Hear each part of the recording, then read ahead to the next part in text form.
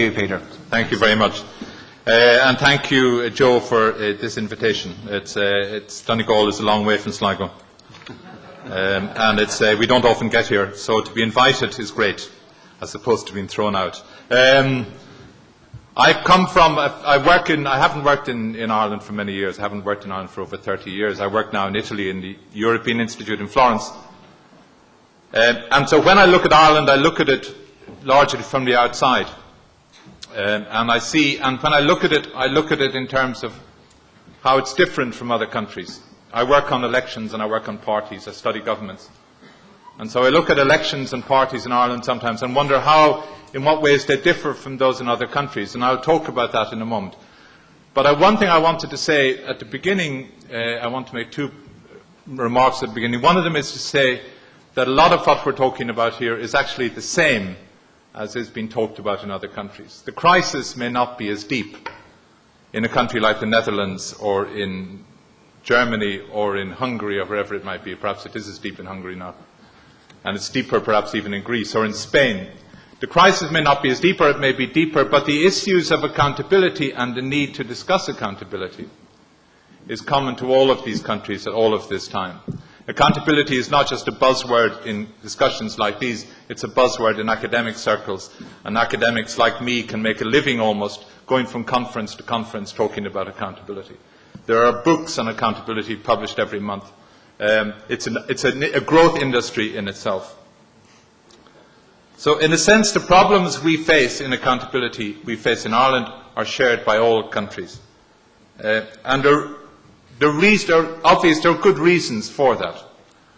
Politicians, not just here, but I think in any European country, no longer know how to represent voters. And they no longer know what voters want or what voters are saying. They try to respond to voters. And for me, accountability is the flip side of representation. In order to represent people, you have to be accountable to them. And if you're properly accountable to them, you give them proper representation. Good representatives are accountable, bad representatives are unaccountable. So when representation works well, accountability works well. And one of the reasons why accountability is problematic at the moment is that representation is working extremely badly. People don't know what voters want. It's not just here, but in other countries too. People don't know how to listen to voters. Voters don't know how to articulate their demands. Voters don't know what voters want, let alone politicians not knowing what voters want. So politicians have to try to listen to voters who are themselves inarticulate, and politicians are also having to listen to other institutions and to other masters. They listen to the European Union, they listen to the European Court of Justice, they listen to the World Bank, they listen to the IMF, they listen to the markets, whatever that is, 3 men in a room with a lot of money, and they listen to the multinationals. And all of them are putting different pressures on governments. So governments more and more, not just here, but more and more in every country in Europe, are finding themselves caught between a rock and a hard place. The rock is an incomprehensive and incomprehending electorate and set of voters. The hard place are all of the institutions and multinationals and markets and agencies and commissions and whatever it might be, who are telling governments that they must act in a certain way. And nobody trusts governments to manage the gap between the rock and the hard place, and to steer us through the rock and the hard place safely. No government in Europe is trusted at the moment. No government in Europe is loved or has faith. As they would say in Star Trek, we are not alone. That's the first point. Second point I would make is that there is, in a sense, this is now putting it from a different perspective, we've got, in a sense, a surfeit, in one way, a surfeit of representation and a surfeit of accountability in Ireland. But it's all at the local level. I think yesterday's discussion, which I missed, yesterday morning's discussion was about this, and I missed it, but it's a very important discussion. Nobody in Europe is as well represented by his or her TD as the Irish voter. And no politician in Europe represents his constituency better than the Irish politician. But they do it on an individual and on a local level.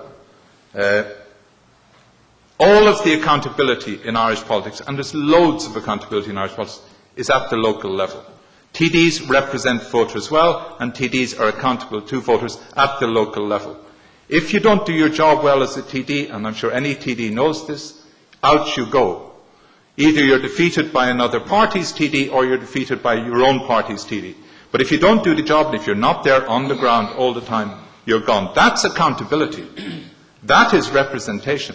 There is maybe too much of it. Be careful of what you wish for. You might get it.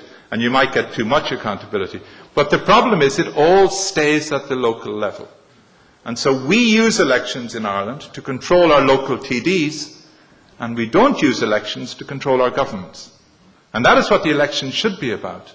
It should be about alternatives presented to voters for running the country and for making important public policy decisions. But we don't use elections for those purposes. We use elections to select our TDs.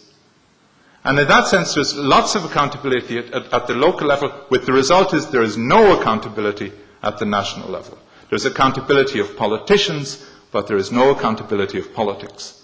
There is accountability of the individual TD, there is no accountability of the individual government. And that is one of the major problems we face in the country. But let me come to the main theme I want to talk about. And I want to talk about three paradoxes of Irish politics which strike me in looking at Irish politics from the outside, some of the strange things in a sense. And they're partly paradoxes of Irish politics, and they're partly cliches which are not true about Irish politics. The first paradox is this, that despite a gathering like this, where we have all of these people gathering on whatever it is, 26 degrees, I find hard to believe, but maybe 16 degrees, which is for the west of Ireland a good summer, gathered in a dark room listening to discussions about politics at a time of crisis and so on, when we should be at the beach in Portneuf and so on. There seems to be then an interest in politics, and we say, yes, Irish people are very interested in politics. And it's a popular belief that Irish people are informed, well informed and so on so about politics. But one of the paradoxes of this supposedly politically alive culture and politically engaged culture is that we have one of the lowest levels of participation in elections of any country in Europe. If you take the 20 West European democracies, Ireland ranks 5th from the bottom, with the United Kingdom, with Portugal, with Switzerland, with the lowest levels of turnout. We simply don't participate in elections. We might be very interested in politics, but we don't become engaged in elections. If you look at party membership, that's one of the main channels of representation. We want our voices heard, we should join parties, we should support parties, we should become active in political parties. If you look at levels of party membership, in Ireland they're about 2%. In other words, 1 in 50 voters is a member of a political party. That's, again, I think, the third lowest in Europe. Most other countries are much higher than that. Not, well, let's say much higher, because that's also falling in other countries, but most countries are higher than that. So in a country which has supposedly got a widespread interest in politics, what we have is a disengaged citizenry. We have a passive citizenry. And that's one of the problems, and always has been one of the problems in Irish politics. That's one paradox. Second paradox is that we have, on paper, and all of the electoral system, people love the Irish electoral system. People in Canada love the Irish electoral system. Anybody who talks about the Irish electoral system loves the Irish electoral system. David Farrell has made a career about selling the Irish political system, or trying to sell the Irish political system around the world, except that people tend to vote against having it in the end. But everybody loves it because it is one of the most open and least party-controlled electoral systems in the world.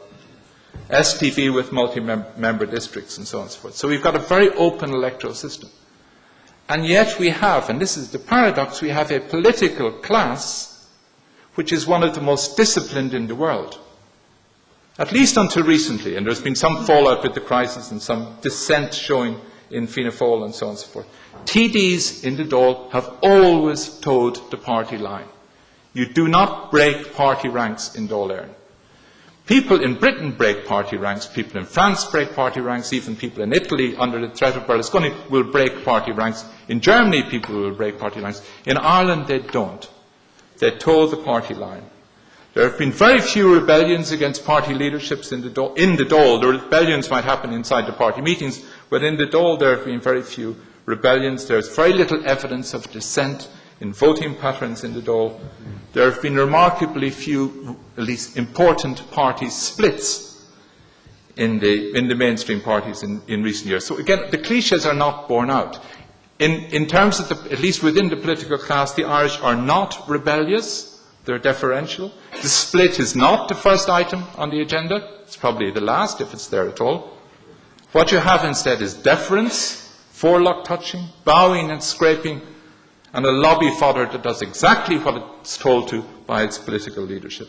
And this is despite an electoral system which should give politicians all the freedom in the world to express their own opinions and to follow their own lines and to represent their own arguments and so on and so forth.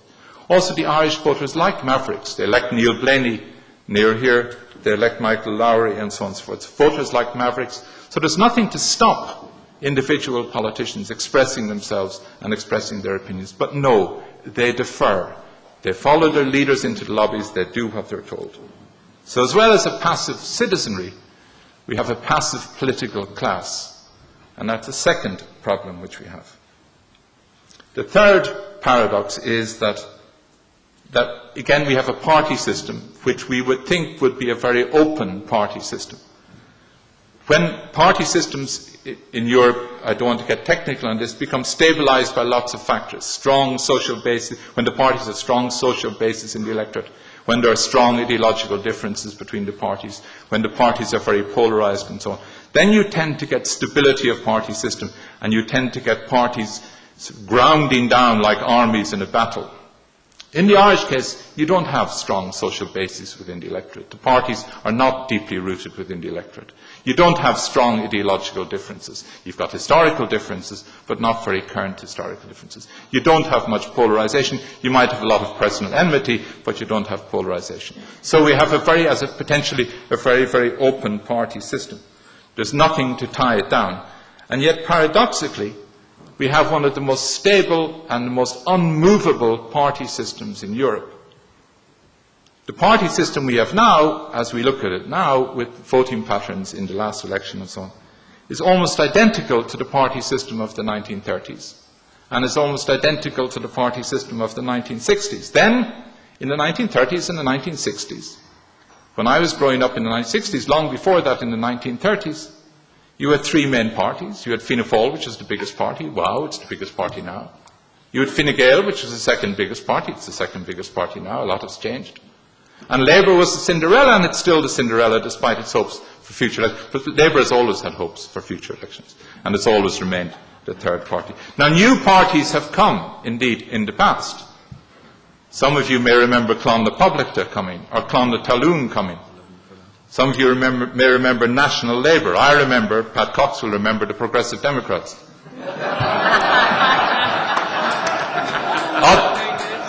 Other people will remember the Democratic Left, which then took over the Labour Party. And people might in the future remember the Greens.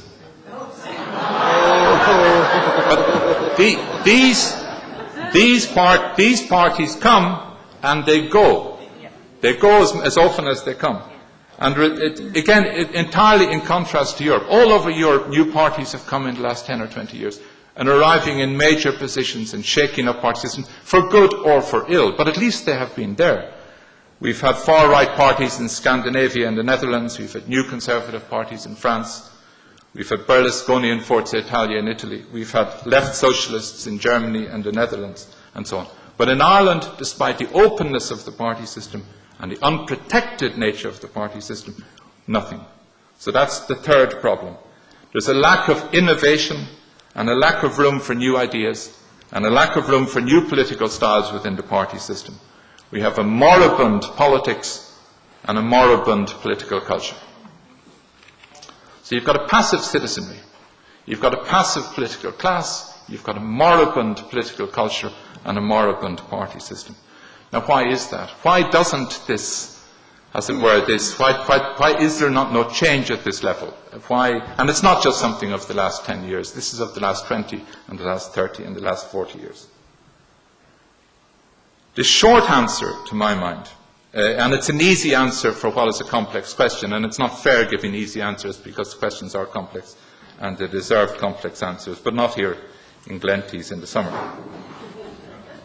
The short answer is that politics as policy making, and this is something also what Bridget was talking about. Politics as policy making, the real core of politics. I'm not talking about the favours and the back scratching and the strokes and the Q tours and so on. I'm talking about politics as policy making, the people who decide what should happen to the banks, what should happen to the welfare state, what should happen to the hospitals, what should happen to the schools and the universities, what we should do in Europe. That real hard politics. That politics is disconnected from the citizenry, and it operates at one remove from the citizenry and voters and elections. The politicians don't operate at one remove. The politicians are very, very close to the people. But this world of policy making also operates at one remove from the politicians. They're also outside that loop.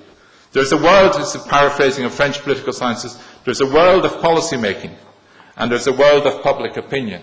And these two in Ireland, in the rest of Europe, these two are growing apart in many ways. But in Ireland, they've always been apart. They've always been disconnected.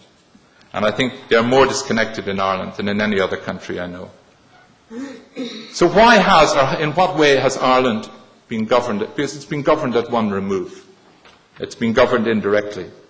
It's been governed through a tendency to delegate political decision-making, key political decision-making, beyond the political class to other agencies or whatever it might be. And it's happened, you can see it at least, in three principal ways in the post-war years. And I'll mention these very briefly and then finish. The first way we see it, and this is not something in the 2000s or the noughties, it goes back to the 50s and the 60s and so on, is an excessive reliance by the political leadership on ideas and innovations and initiatives coming from the civil service. One of the things people often ask about Irish politics is how can you have such a competent political leadership given you have such parish pump politics? How do you get good ministers out of very localised politics? All politics is local, Tip O'Neill said, but policy making is national. And how do you get from the local to the national? Well, one of the ways you get from the local to the national, or one of the ways the political class has got from the local to the national, is that it has passed on and delegated an awful lot of its decision making and its responsibilities to the civil service, rather than debating them in the Dáil and rather than engaging with those issues with citizens. In other words, it has let the civil service look after policy making too much. Now, civil services look after policy making everywhere, but they don't look after it in the same sense as they do in Ireland, with the right, with the initiative, with the ideas, with the whole dynamic of policy making coming from that. So when you look at major developments in Irish politics, major policy shifts in Irish politics, you won't find them often in the parties. And you won't find them coming through the electoral process, which you might find in other countries. You find them coming from individual politicians or individual civil servants and so on. Think of Lemass, think of Whitaker. So in other words, the political class is content to allow this, and everywhere we said the civil service runs the country, the political class is content to give the country to the civil service and say, run that for a while, we'll see you after the next election. There was no reason, in a sense, why politicians should become engaged with the civil service, of course, because politics wasn't ideologically driven, it wasn't partisan in that sense. So there wasn't a need to control the bureaucracy like you find in other countries and to try and mould the bureaucracy to some ideological purpose. Irish politics was very ideologised, and therefore you could rely on, as it were, technocratic government, which is what Irish politicians did.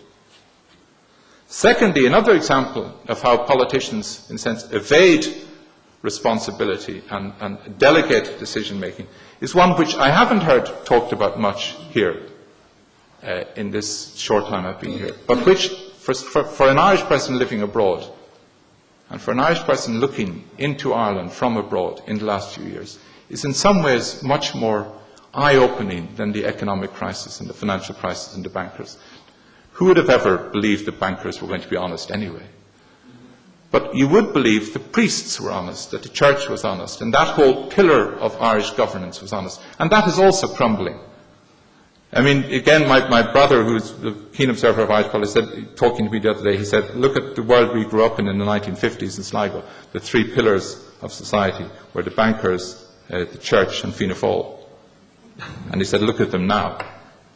Lots of things have changed. But one of the things which has changed has been what we have seen with the church. Now that is not something I will talk about, but one of the things that's very interesting is when you see what has happened with the scandals and so on to do with the church, you realise how much of state activity was given over to the church in the first place.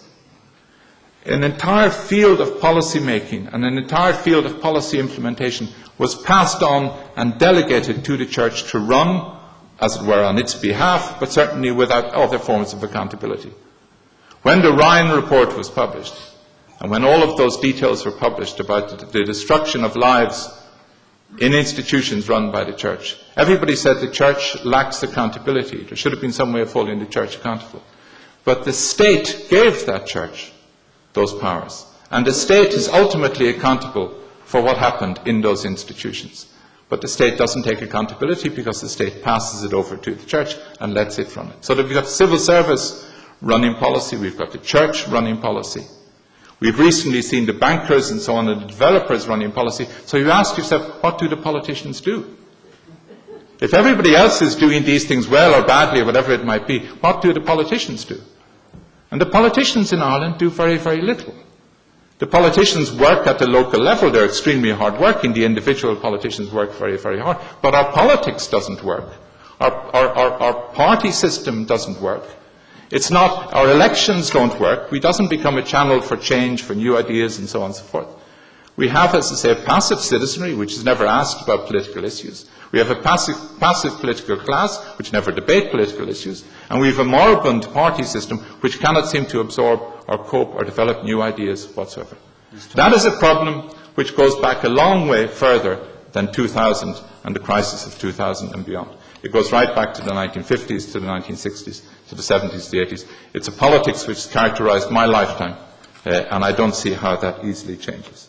So remedying that problem, remedying this problem of this moribund political culture and this passive political class and citizenry, remedying that involves more than simply changing constitutional structures or electoral systems. There's a tendency that whenever things get tough, you talk about the Constitution, because that at least avoids you talking about the real issues. What this requires is that politicians, individual politicians and politicians as groups and politicians as parties, need to take real control of the policy-making process, not abrogate responsibility to other organisations and sectors. They need to take control of the political process. It requires politicians to offer citizens real choices and real alternatives at elections, and to turn elections into public debates about the future of the country. It requires them to engage citizens in building new programmes for the future.